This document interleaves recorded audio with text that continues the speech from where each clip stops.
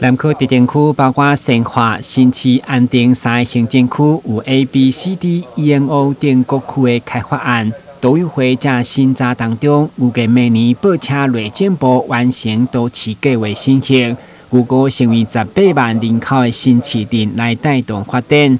不过，议员李伟智欢乐的是，规划过程互安定区上百位所人甲所处能力的地主被迫迁村。议员积极替因来请命。对此，都发局长表示，已经将该案送都委会讨论，未来做整体考量甲细部检讨。西北侧，那新市区大营，当然它也是围绕着 A、B、C、D、E、N、O 嘛，哈，那个下面这边是 L、M 的下缘的地方啦，哈。你现在从苏林苏措，你叫它整个里就不见了，然后搬到大营。我的想法是说，你的安定里那边有个岭记，它没有纳入到那个规划的范围内嘛，那边还是住宅区嘛，哈。那你所有的区块，当然除了包含既定的一个公共的一个滞洪池设备。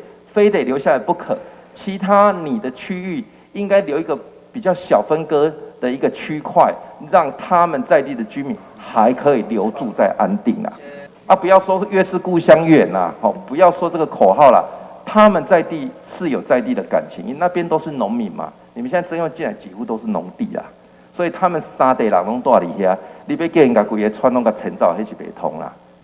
另外，对109年1月开始新设立林康怪风骨程度要超过50 VPN 的标准，不过因为疫情，各公线单位无多降制抽查改善，造成机车经过容易发生意外，特别若落雨更加危险。所以，我嘛要求干务局一定要量查抽验改善，提升合格比例，要求维护这一些设备它的安全性跟符合标准的程度啦。那谁来保障其事呢？当然就是我们的一个路面的安全的权责单位了哈。那这个部分我就针对这5项哈，早在上一次会期我已经提出来了。那我想王副你应该也知道说，同事有做了一些功课啦，是不是？你可以告诉我们目前你们的抽样数跟合格率到底各是多少？谢谢一座关心这个议题哈。对，那矿花盖。那个目前人孔盖哦，在8米以上人孔盖，台湾是目前总共有21000个人孔盖，8米以上8米以上的是21000个。那这些人孔盖呢，我们要逐步改善，把它符合到50的 BPM。那50 BPM 呢，那我们有去做抽样，那从109年开始推动这个计划。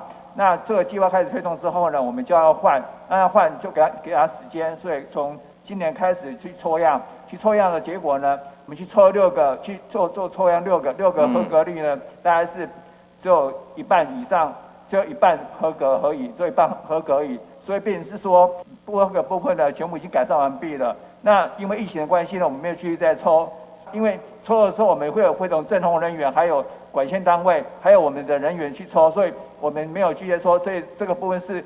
我们没有去抽的理由是这样子，所以但后续我们会加强继续再抽验。如果疫情缓了之后，我们继续再加强抽验。不管国营也是民营机构，只要使用大路，一定要符合安全标准，嘛是上界基本对用路人的安全保障。但新闻军及刘品言采访报道。